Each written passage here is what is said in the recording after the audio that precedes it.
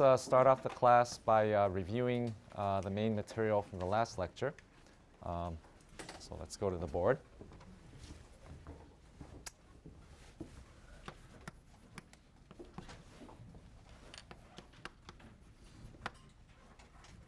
Okay, so last time we talked about the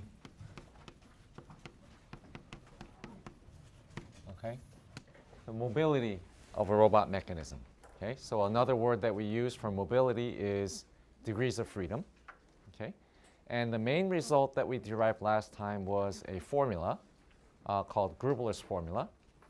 Okay, and this formula allows you to calculate the mobility of a mechanism just by counting the number of links and the number of joints and considering the type of joints, the degrees of freedom of the joints. Okay, so we saw two versions. There's a planar version, and then there's a three-dimensional or spatial version. Okay, so let's write down the main result from last time. So it's called Grubler's formula.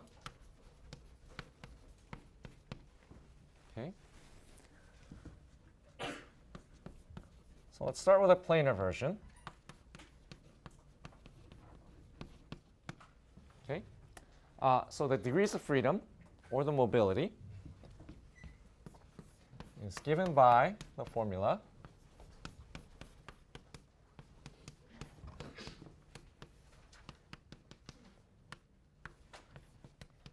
as shown. Okay.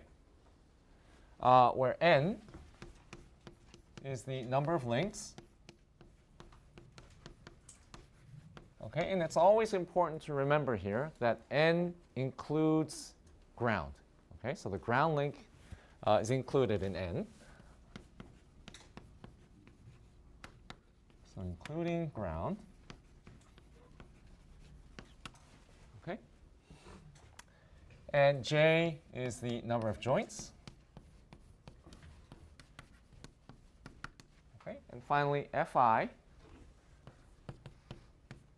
is the degrees of freedom of joint I. So we saw some examples of 1 degree of freedom joints, right? Revolute joints or prismatic joints. Okay, there's some 2 degree of freedom joints, the cylindrical joint and the universal joint. And then the 3 degree of freedom joint, the most common one that we'll encounter is the shoulder joint, called the S joint or spherical joint. Okay. So Fi is the degrees of freedom of joint I. Okay? Okay, so that's planar version. The three-dimensional or the spatial version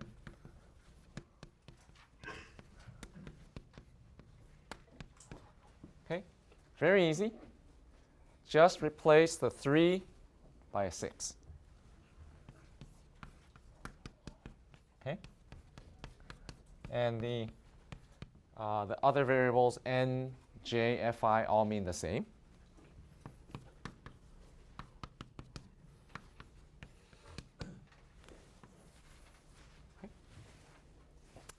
Okay, so it's worth going back over your notes to understand where this formula came from.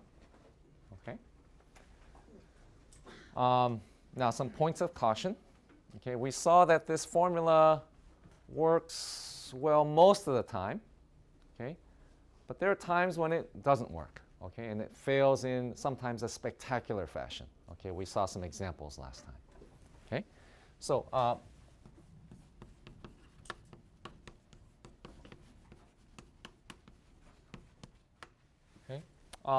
well, we have 2 versions.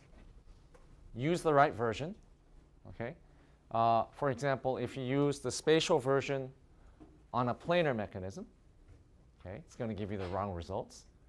If you use the planar version on a spatial mechanism, it can give you the wrong results. Okay, so use the right version, obviously.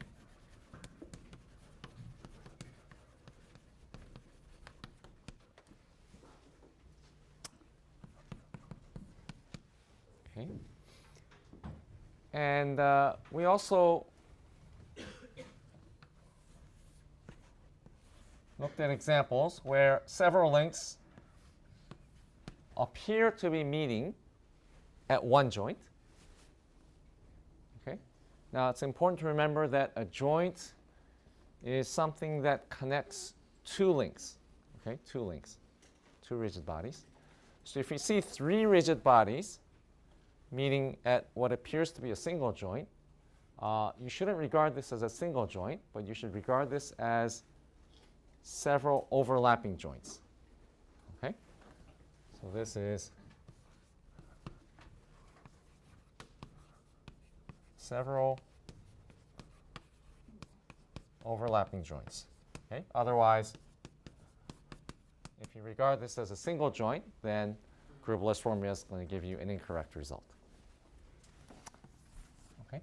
And finally, even if you do use the right version and take into account these situations, Grubler's formula can still give you incorrect results. Okay? And that's the case of singular mechanisms.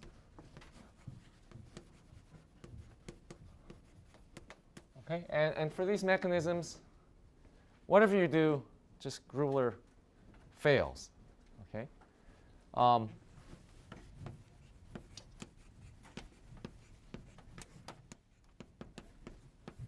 Okay.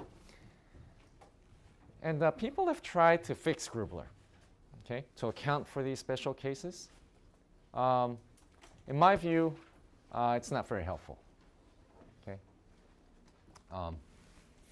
So what's the correct way to really understand the degrees of freedom of a mechanism?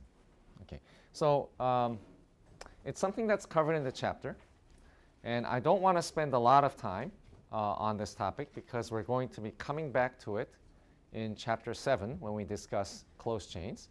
Okay, but at least I'd like to give you a sort of a general explanation of the idea. Okay? And it's the idea of, it's a notion of a configuration space.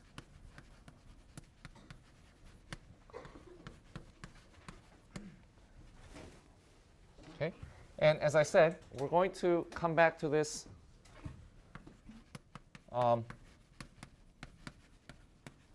when we cover closed chains. Okay?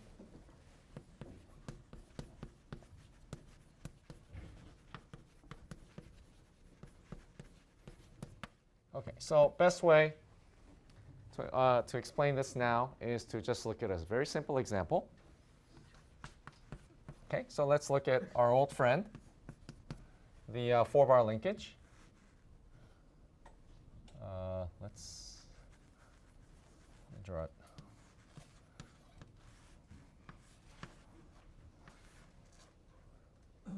Oops, let me try that again. All right, let's draw it the conventional way.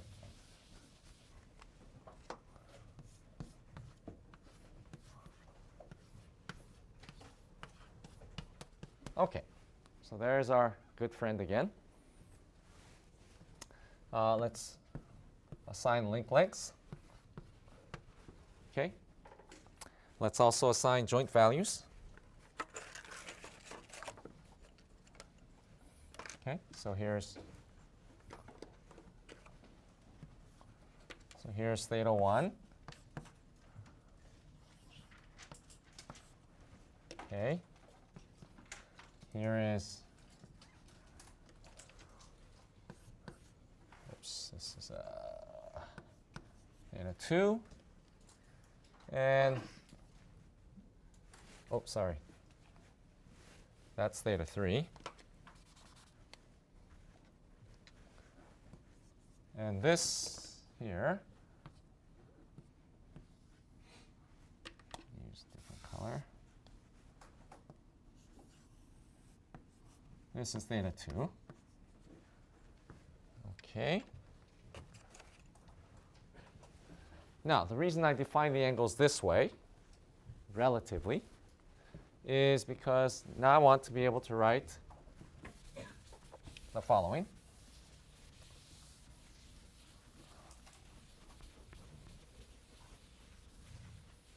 Okay. So we can think of the 4-bar linkage as a 3-link open chain, okay, with the tip fixed to a certain location. Okay? So regard as 3-link planar open chain, okay, with tip fixed at the following location, L4, 0. Okay? All right, so let me walk over here. Let me draw a coordinate system. Okay, so here's my coordinate system, x, y. And let me call this distance here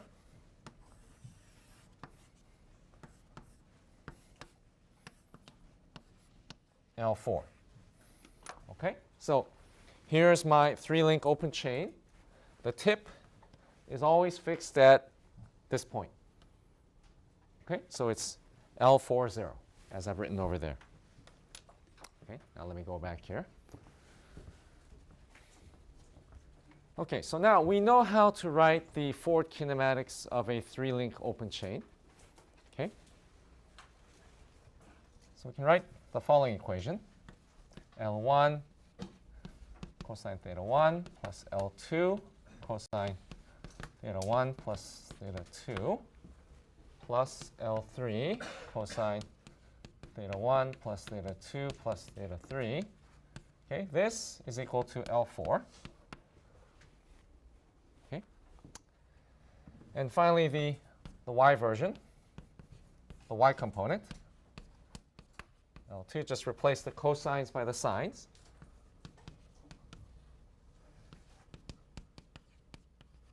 Okay, plus L3 sine theta 1 plus theta 2 plus theta 3 equals 0. Okay.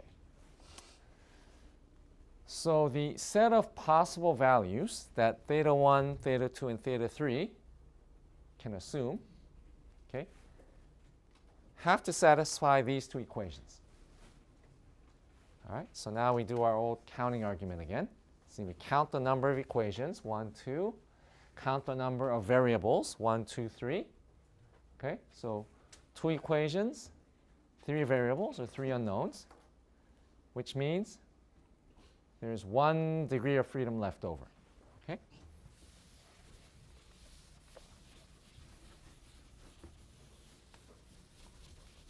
Okay, so we have 2 equations, 3 variables or unknowns. Okay, so it's 1 degree of freedom. Okay, which agrees our intuition. Now, if I draw this following graph, let me label this theta 1, let me label this theta 2, and this becomes theta 3. Okay, now suppose I draw the set of all points that satisfy these 2 equations. Okay, so let's draw the solution set to these 2 equations in this graph. Okay, so these are angles, so they range from 0 to 2 pi. Okay, so we only care about up to 2 pi. Say 2 pi. Okay. All right. So if we draw the solutions, what do you think we'll get? We'll probably get a curve, right? In fact, we will get a curve, some curve in this 3-dimensional space. And sometimes this curve will intersect itself. Okay? Might intersect itself. Okay? Do some things like that. Okay? Now, I don't want you to think that this is the precise solution for this mechanism, okay? This is just a general illustration. Okay? But potentially it could intersect itself. Okay? This is the configuration space of that 4-bar linkage. Okay? So this curve, okay, in this three-dimensional space, okay, is the configuration space of this mechanism. Okay, so it describes all possible configurations of this 4-bar mechanism. Okay, so as theta 1 changes, okay, as this changes, this angle, as it rotates, okay, it assumes a different configuration. Those correspond to different points on this curve. Okay. All right. So, so when we talk about the mobility of a mechanism, okay, we're talking about the dimension of this configuration space. Okay. This is a curve. So a curve is one-dimensional. Okay. So it's a one. So that's why we say the mobility is 2, or the degrees of freedom is 2. Okay. Now, if we had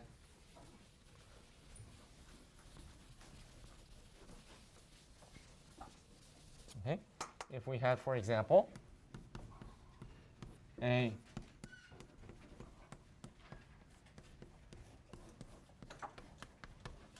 okay, a 5-bar linkage, okay, then we can do this sort of analysis again, right? And we can see that the configuration space this time is characterized by 2 equations, 4 unknowns. Okay, 2 equations, 4 unknowns. Okay, so if we do that analysis again, so this will be 2 equations, 4 unknowns. Okay, so it's 2 DOF. Okay, but now if we draw the configuration space,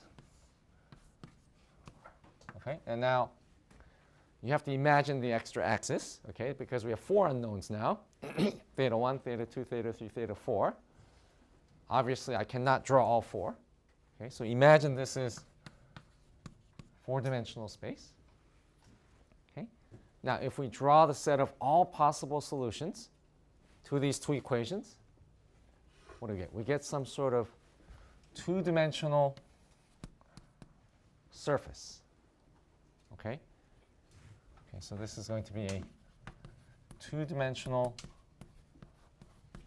surface in 4-dimensional ambient or background space. Okay? All right, so this is the C space. So you see things get very geometric, right? These very physical, mechanical devices suddenly become these, the C spaces at least, become these surfaces, okay, of these various dimensions in some higher dimensional space. Okay, so that's why the study of mechanisms, robot kinematics, and geometry is so closely linked.